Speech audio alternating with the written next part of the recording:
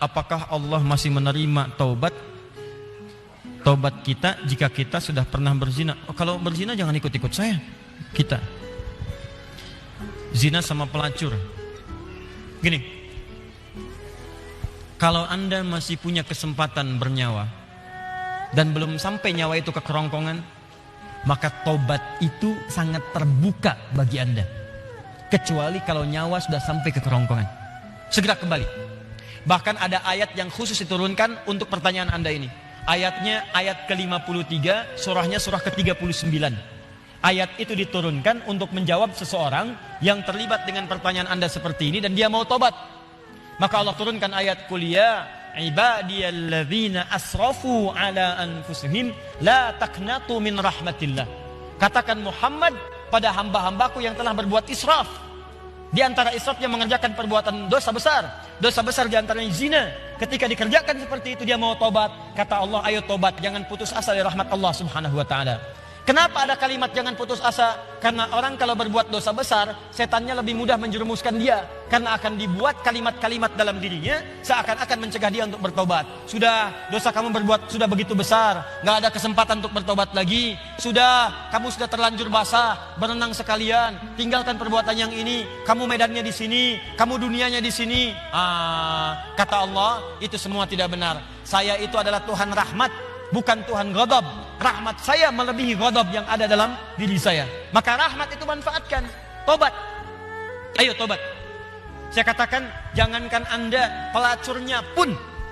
Maaf ya, duhai perempuan-perempuan dimanapun Anda berada, yang terjebak dalam pengaruh setan untuk menjajakkan dirinya, sehingga disebut dengan pelacur. Maaf, saya tidak ingin memperindah bahasa ini. Saya tegaskan pada Anda ya, kalau maksiat itu istilahnya jangan dibikin sopan. Kalau dibikin sopan nanti bangga tampilannya. Maaf, koruptor maling. Ketika dibuat koruptor, dipakein jaket kuning, cuma pakai jaket, masya Allah, enak banget senyum-senyum bawa tas. Kontingen koruptor Indonesia bawa tas, senyum, foto-foto, bilang maling. Samakan dengan ayam. Kenapa orang pencuri ayam disebut maling? Pencuri uang ratusan miliar triliun disebut dengan koruptor. Walaupun mungkin maknanya berbeda, tapi kalimatnya diperindah. Maaf, perempuan menjajakan diri di malam hari jangan disebut kupu-kupu, nggak ada hubungan. Kupu-kupu aja nggak begitu. Ya, sebut aja dengan bahasa yang menjijikkan itu sehingga orang menjauhinya. Pelacur, selesai. Laki-lakinya apa? Jangan dipersempit. Buaya aja nggak begitu. Udah sebut aja misalnya pria jahat, pria buruk, pria pezina, selesai. Tuh pria pezina tuh, bukan itu hidung belang, hidungnya sama, nggak belang dia. Katakan pezina. Begitu disebut pezina, dia akan menjauhi perbuatan itu. Ayo tempat-tempat zina, sebut aja begitu. Ya, jangan disebut dengan kalimat-kalimat yang indah. Begitu disebut dengan kalimat yang indah, seakan-akan perbuatan itu menjadi baik. Teruskan. Pernah dengar tentang hadis ini? Seorang pelacur memberikan air minuman kepada seekor anjing. Ketika diberikan itu tiba-tiba keluar firman-Nya, dengan segala keikhlasannya dia masuk ke dalam surga. Pernah dengar hadis itu? Jangan salah baca. Kalau salah baca nanti jadi pelacur aja bisa masuk surga. Cukup cari anjing aja, anjing kasih minum surga. Kalau seperti itu enak banget. Bukan, cara bacanya adalah ketika dia memberi minuman itu, dia sadar dengan dirinya. Ini anjing aja hewan najis, disebut najis, keadaannya terhina, diberikan minuman, tiba-tiba dia bisa berubah beraktivitas dengan cara yang baik. Saya manusia, bukan hewan. Walaupun saya melakukan perbuatan hina, kenapa saya tidak berubah seperti anjing ini punya energi? Dalam bahasa syariat, wahyu itu disebut dengan tuntunan air. Allah menurunkan air dari langit, membuat tanaman yang kering, tanah yang kering menjadi gembur kembali. Allah menurunkan wahyu-wahyu dari langit, ajaran-ajaran, membuat hati yang kering menjadi subur kembali untuk melakukan perbuatan-perbuatan baik. Sadar dia dengan perbuatan itu, bertobat dirinya. Taubat itu yang menggugurkan dosanya, berubah jadi beramal soleh. Amal solehnya yang menjadikan dia terjamin surga di sisi Allah Subhanahu wa taala.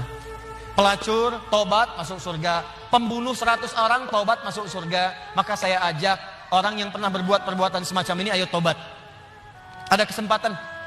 Dan jangan ditampakkan. Maksiat yang tampak hanya mengundang bencana. Ini sekarang ini sudah banyak nih. Saya perhatikan orang bangga berbuat maksiat. Awas, hati-hati. Homoseksual, lesbian, LGBT, macam-macam sudah bangga. Bikin kontes, bikin macam-macam. Ngundang musibah tuh. ngundang musibah. Dan kita doakan, kita ajak mereka dakwahi dengan lembut supaya meninggalkan perbuatan-perbuatannya. Doakan Pak, dalam malam kesempatan hari doa, istighfar. Karena istighfar itu diantaranya bisa menahan murka Allah Subhanahu Wa Taala. Wa ma kana Allahu liyu'adzibahum wa anta fihim. Muhammad, sepanjang kamu hidup mereka tidak akan pernah saya azab. Kalimatnya fiil. Tapi ketika nabinya meninggal, wa ma kana Allahu mu'adzibahum wa hum yastaghfirun. Kenapa yang pertama kata kerja, yang kedua kata benda? Pertama kata kerja karena di zaman Nabi setelah masuk Islam jarang orang berbuat maksiat. Setelah nabinya meninggal berubah jadi kata benda, orangnya banyak bermaksiat. Tapi kenapa azab ditahan oleh Allah? Ada kalimat di ujungnya wahum yastaghfirun, karena ada orang-orang yang masih istighfar kepada Allah Subhanahu Wa Taala. Kita berdoa malam. Ya, bikin programnya. Saya kemarin ke Padang berapa waktu lalu, wali kota Padang punya program Padang bebas maksiat. Saya kira ayo Kabupaten Bandung, ya Kabupaten Bandung bebas maksiat.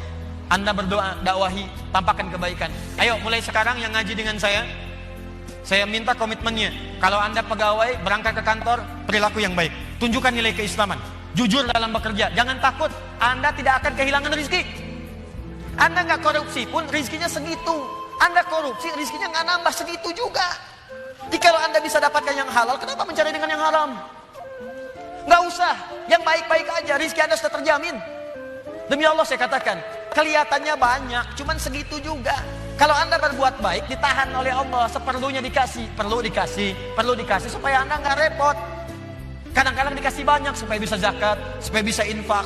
Cukup tempuh dengan cara yang jujur, rezeki datang dengan semestinya. Ayo Anda yang bekerja di birokrasi, di diplomasi, jujur aja udah. Tunjukkan nilai keislaman. Pak, kenapa sok soleh sih? Gak nerima proyek begini? Bukan sok soleh. Saya ingin menunjukkan bahwa agama yang saya peluk selalu mengarahkan pada nilai-nilai kebaikan. Demi Allah saya katakan, saya tidak menerima ini pun rezeki saya akan didapatkan dengan seperlunya. Sesuai dengan kebutuhan saya. Paham? Ditinggalkan yang tidak baik. Apapun pekerjaan Anda, yang polisi, yang tentara, yang macam-macam, yang camat, yang lurah, yang bupati. Ayo, kalau Anda merasa mengaji dengan kami, tunjukkan bahwa apa yang kita pelajari bisa dipraktekkan dalam kehidupan. Yang seperti ini, tobat. Kalau Anda tobat, saya doakan, saya bermohon pada Allah, semoga yang bertanya ini kalau benar-benar dia bertobat, dan semua yang bermaksiat bertobat, saya bermohon pada Allah, semoga dimuliakan dengan surga saat kembali kepada Allah Subhanahu Wa Taala.